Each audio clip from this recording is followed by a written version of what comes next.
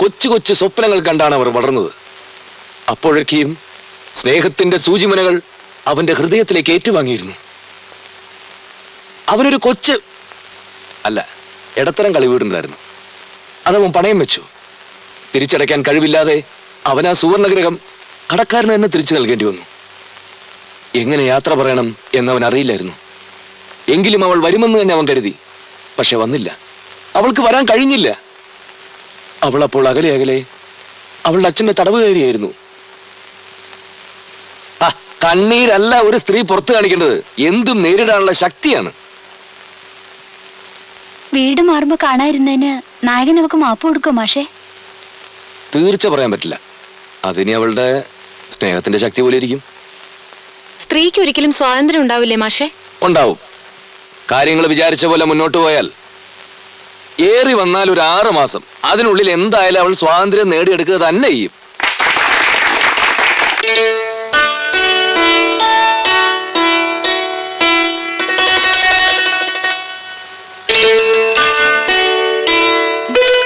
നല്ല ആളാ അമ്മണി. ആൾത്തിറക്കി കാത്തുനിന്ന് വിചാരിച്ച് ഞാൻ അവിടെയൊക്കെ തിരഞ്ഞു. ഞാൻ കുറെ നേരം കാത്തു നിന്നു. കുട്ടിയേട്ടൻ വരാതിരുന്നപ്പോ പേടിയായി. എന്തിന്? എനിക്കറിയില്ല. എനിക്ക് എപ്പോഴും പേടിയാ കുട്ടിയേട്ടാ. ഇതിലിപ്പോ എന്താ പേടിക്കാനുള്ളത്? നിന്റെ അച്ഛന്റെ പേര് ശങ്കരൻകുട്ടി എന്നും എന്റെ പേര് വേലായുധൻകുട്ടി എന്നുവാ. ഈ 2 പേരിലും കുട്ടികളുണ്ട്. കുട്ടികളായി തല്ലുകൂടില്ലേ? ഇതും അത്രയൊക്കെ ഉള്ളൂ. ഇത് വെറും തല്ലല്ലോ, ശരിക്കും യുദ്ധം തന്നെയാ. അല്ലെങ്കിൽ അച്ഛൻ കുട്ടിയേട്ടനെയും എല്ലാരും ആ വീട്ടിൽ നിന്ന് ഇറക്കി വിടില്ല. സാരമില്ല, കേറ്. അയ്യേ, ഞാനില്ല. അതൊന്നും വേണ്ട. എടി ബുദ്ധൂസേ, നമ്മള് തമ്മിൽ സ്നേഹത്തിലാന്നറിയാത്ത ഒറ്റ കുഞ്ഞു പോലും ഈ നാട്ടിലില്ല. ആര് കണ്ടാലും ഒരു കുഴപ്പമില്ല. വാ, കേറ്.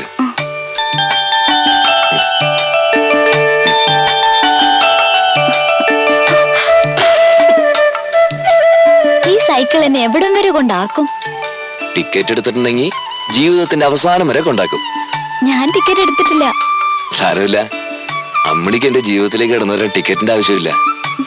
യാത്ര മുഴുവൻ ഫ്രീയാ. വീടിന്റെ കടംകാരനെ ഇത്രയും നാൾ അമ്മാവന്റെ മുമ്പിൽ ശ്വാസം മുട്ടുകയായിരുന്നു. ഇനി കുഴപ്പമില്ല, പ്രശ്നം തീർന്നില്ലേ?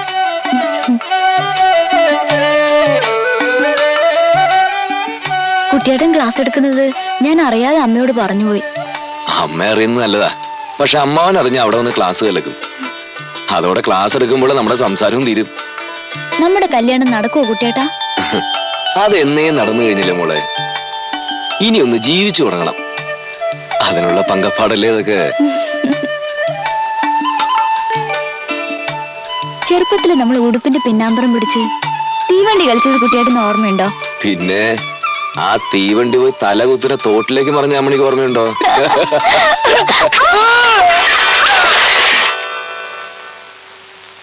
അഹമ്മദീന്നതിന്റെ ഒക്കെ പേര്. അവന് ബുദ്ധിയില്ല. നിനക്കെങ്കിലും വേണ്ട ഒരു വീണ്ടും വിചാരം. അമ്മ ഇനി അതും ഇതും പറഞ്ഞ അവളെ വിഷമിപ്പിക്കണ്ട. സാരമില്ല മോളെ, ഇതൊക്കെ സാധാരണയാ. നല്ല സാധാരണയാ. ഇച്ചിരി കൂടി തെന്നി വന്നിട്ട് വീണെങ്കിൽ 2 ഉപ്പ ആശുപത്രിയിലായേനെ. കുട്ടിയേട്ടൻ വെട്ടിക്കുന്നാ ഞാൻ വിചാരിച്ചേ. അവന് വെട്ടിക്കാൻ അറിയില്ലടി. അതറിയുമെങ്കിൽ നീ ഇതിനു മുമ്പ് ഈ വീട്ടിലെത്തേണ്ടതല്ലേ? മതിയമ്മേ തോർത്തിയത്. അമ്മണിക്കുട്ടിക്ക് തലവേദന എടുക്കും. നീ ഒന്നും മിണ്ടാണ്ടേ. ഇതിനെ മനസ്സറിഞ്ഞൊന്ന് കുളിപ്പിച്ച് തോർത്തിയിട്ട് കാലം എത്രയായി? അമ്മണിക്കുട്ടിയെ, നിന്റെ അച്ഛന്റെ വിചാരം അവൻ ദേവേന്ദ്രനാണെന്നാ. അവൻ വിചാരിച്ചോട്ടെ, നമുക്കെന്തല്ലേ മോളെ? മുത്തശ്ശി അച്ചാച്ചന് വശീകരണ ഭസ്മം കലക്കി കൊടുക്കുന്നത് അച്ഛൻ കണ്ടു എന്ന് പറഞ്ഞല്ലോ.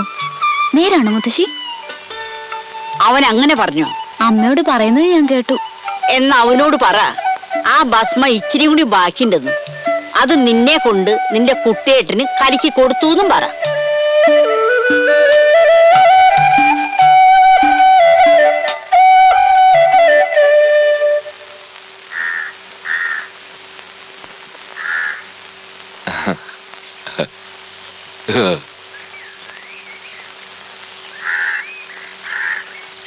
എന്താ എല്ലാരും കൂടി? എന്തു പറ്റി? അമ്മണിക്ക് വഴിക്ക് വെച്ച് തല ഇറങ്ങി വന്ന് വീട്ടിൽ കൊണ്ടാക്കാന്ന് വെച്ച സൈക്കിൾ എടുത്ത്. നിന്റെ സൈക്കിൾ എന്താ ഈ നാട്ടിൽ ആംബുലൻസാ? സുഖമില്ലാത്തവർ വീട്ടിൽ കൊണ്ടാക്കാൻ? അല്ല. അതൊന്ന് മൂത്തോക്കി പറ. അല്ല, വാസു കണ്ടു പറ. സൈക്കിളിൽ പിടിച്ച് കയറ്റിക്കൊണ്ട് പോണത് ഞാൻ കണ്ടതാണല്ലോ. മീശില്ല വാസു, കളവ് പറയരുത് കേട്ടോ. എന്താ ഇത്? ഒരു പെൺകുട്ടിയെ പകലൊരു സൈക്കിളിൽ പിടിച്ച് കയറ്റിക്കൊണ്ടുവന്നൊക്കെ പറഞ്ഞ ഇതെന്താ വെളിരിക്കപ്പെട്ട? ഇപ്പൊ തലയിട്ടുണ്ടോ മണി? ഇപ്പൊ തലയിട്ടില്ല. പരസ്യമായിട്ടാണോടി അച്ഛനെ നേരെ പുറപ്പാട്. എന്നെ ധിക്കരിച്ച അരിഞ്ഞ് ഞാൻ പരുന്തിലിട്ട് കൊടുക്കും. വാസു ഓ അത് ചെയ്തോ.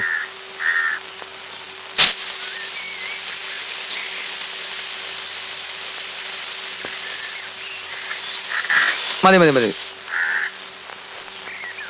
വേലായുധം കുട്ടി, നിന്റെ വേഷം കെട്ട് എന്നോട് എടുക്കണ്ട. നിന്നേക്കാൾ ഒരുപാട് ഓണം കൂടുതൽ ഉണ്ടവനാ ഞാൻ. ഓണം കൂടുതലുണ്ടോന്ന് വിചാരിച്ച് ബുദ്ധി വർദ്ധിക്കണമെന്നില്ല. ഒന്നങ്ങോട്ട് ഞാൻ അമ്മാവൻ എന്ത് വേണേ ചെയ്യാം. ഒന്നുമില്ലെങ്കിലും എന്റെ അമ്മയുടെ അച്ഛനായി പോയില്ലേ. വാസു നടക്കടി.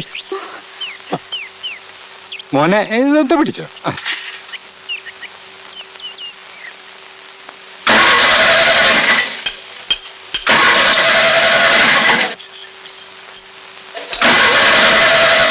ഇന്നലെ ഡെലിവറി കൊടുക്കേണ്ട വണ്ടിയാ, ഇതേവരെ സ്റ്റാർട്ട് ആയിട്ടില്ല.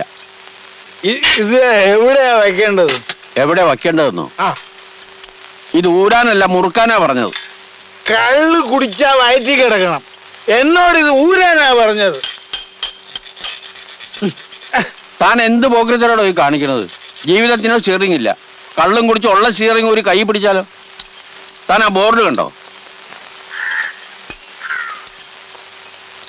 ഈ വർക്ക്ഷോപ്പിന് ഈ പേരിടാൻ തോന്നിയ ബുദ്ധിക്ക് വർക്കിക്ക് ഞാൻ ഒരു ബെൻസ് വാങ്ങിച്ചു തരണുണ്ട്. തന്നെ എന്നെയൊക്കെ മനസ്സിൽ കണ്ടുകൊണ്ടാ ഈ പേരിട്ടത്.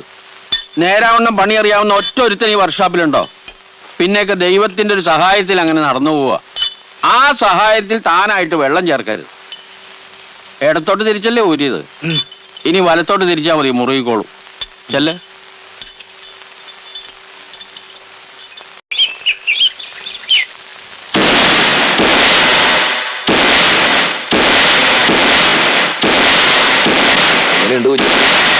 എന്ത് ഇത്തവണ വെടി വിളിച്ചെടുത്തപ്പോ ഈ നാട്ടിൽ ഭക്തന്മാർ ഇത്രയും കുറവാണെന്ന് കരുതിയില്ലേ വേലാൻകുട്ടി?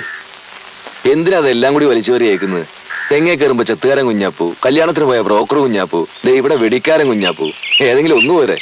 ജീവിക്കണ്ടേ? ഇതെല്ലാം കൂടി നടത്തിയിട്ടൊന്നും ജീവിക്കാൻ പറ്റുന്നില്ല. നീ ഒരു കാര്യം ചെയ്യ, അമ്മിണിക്കുട്ടരുടെ പേരിൽ ഒരു 4 ഷീട്ട് എഴുതിക്ക്, എന്റെ ലേലത്തൊക്കെ ഒന്ന് ഒത്തോട്ടെ. അവൾ അങ്ങനെ ദൈവത്തെ വെടിവെച്ച് വീഴ്ത്താറില്ല. ദൈവം താനെ ഇറങ്ങി വരാറാ പതിവ്.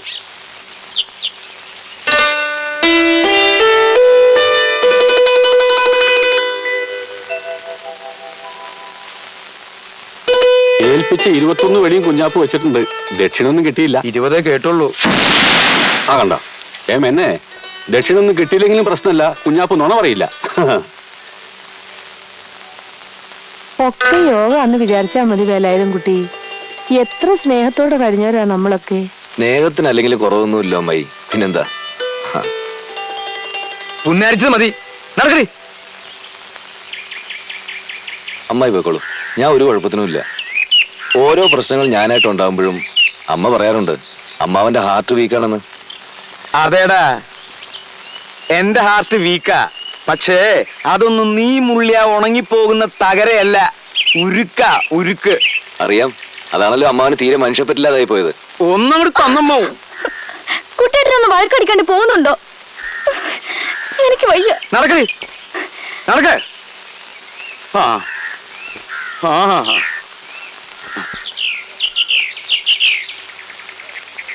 അമ്മണേ, നമ്മളോട് സ്നേഹിക്കരുന്ന് പറയാൻ ഈ ലോകത്തൊരുത്തരം വളർന്നിട്ടില്ലടേ.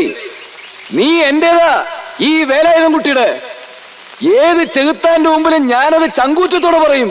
നിനക്കത് കേൾക്കണോ?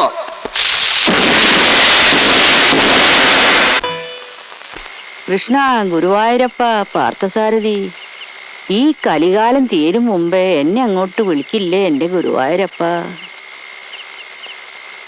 വിളി കേൾക്കണുണ്ടാവോ? ഉണ്ടാവില്ല മുത്തശ്ശി, ഗുരുവായൂർ ഇവിടുന്ന് കുറെ ദൂരത്തല്ലേ. മിണ്ടാതിരിക്കടാ. കണി കാണും നേരം കമല. മുത്തശ്ശി, കഞ്ഞി വിളമ്പിട്ടുണ്ട്. നല്ല കുട്ടി, ഇപ്പൊ വരാട്ടോ. നീ അതിൽ ഇച്ചിരി നെയ്യും കൂടി ഇട്ടു. മുത്തച്ഛിക്ക് നെയ്യ് ഇഷ്ടാണെന്ന് മോൾക്ക് അറിഞ്ഞൂടെ കുട്ടിയെ? എന്റെ ഇല്ലിക്കാട്ട് ഭഗവതി, ഇങ്ങനെ എത്ര കാല കഴിയാവൂ? എന്റെ ചീട്ടൊന്നും അവിടേക്ക് എത്തിയില്ലാവൂ.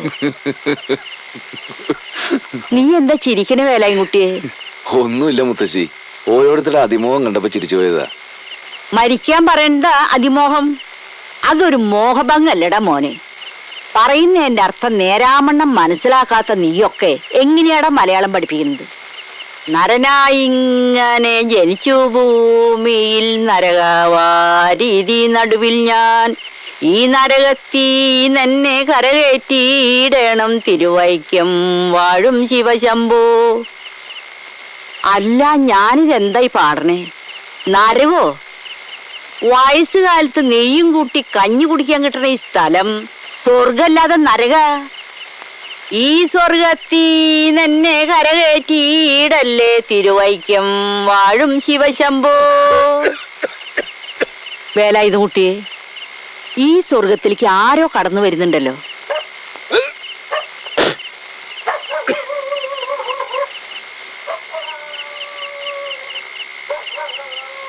ആണായാലും പെണ്ണായാലും പേരുദോഷക്കേട് കേൾപ്പിച്ച ഒരുപോലെയാ. വേലാൻകുട്ടി, നീ ഇങ്ങനെ ഒരു പമ്പര വിഡ്ഢിയായി പോയല്ലോടാ. അവനൊരു പുതിയ കണ്ടുപിടുത്തം പറയുന്ന പോലെ. നാണുകൂട്ടാ, ചാരായം കുടിച്ചിട്ടുണ്ടെങ്കിൽ വെറുമാക്ക് പറയാതെ വായല് വിരലിട്ട് അത് മുഴുവൻ ഛർദിച്ചു കള. എന്നിട്ട് മകനോടായാലും സുബോധത്തോടു കൂടി സംസാരിക്കും. നാണു സ്വഭാവത്തിൽ തന്നെയാ.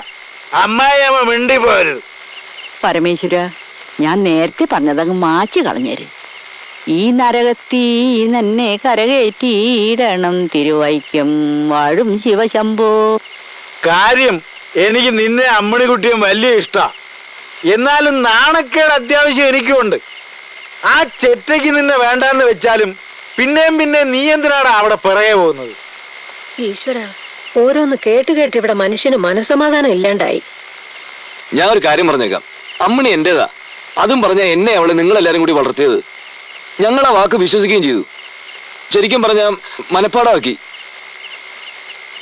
വെള്ളത്തണ്ട് ചായച്ച് എഴുതി അത്ര മാച്ച് കളയാൻ 1ാം ക്ലാസ്സിലെ സ്ലേറ്റ് ഒന്നുമല്ല ഞങ്ങളുടെ മനസ്സ്. അത് നീ പറഞ്ഞ നേരെ. ഹൃദയം വേറെ, സ്ലേറ്റ് വേറെ. അച്ഛൻ എന്നെ വഴക്ക് പറയുന്നതിന് പകരം ഈ കുടിയൊന്ന് നിർത്തിക്കൂടെ? ഇത് നിർത്തിയാൽ തന്നെ ചീത്തപ്പേര് കുറെ കുറഞ്ഞു കിട്ടും. നാളെ ഒരൊറ്റ ദിവസം കൂടെ കുടിച്ചിട്ട് നിർത്തിയേക്കാം. നായയുടെ വാല് 12 കാലം കുഴലിലിട്ടാലും അത് വളഞ്ഞെന്നിരിക്കും. അല്ലേ നാണുകൂട്ട? നായയുടെ സമ്മതം ഇല്ലാതെ അതിന്റെ വാലെടുത്ത് കൊള്ളിടാൻ നിങ്ങളോട് ആരാ പറഞ്ഞേ? നാളെ വിലാസിനൊക്കെ ഒരു ആലോചനയുമായിട്ട് ആരെങ്കിലും വന്നാ അവരോട് അച്ഛൻ ഇത് തന്നെ പറ. അച്ഛന്റെ പ്രതാപം കൊണ്ട് നമസ്കരിച്ച് അവളെയും കൂട്ടി അവരെങ്ങ് പൊക്കോളും.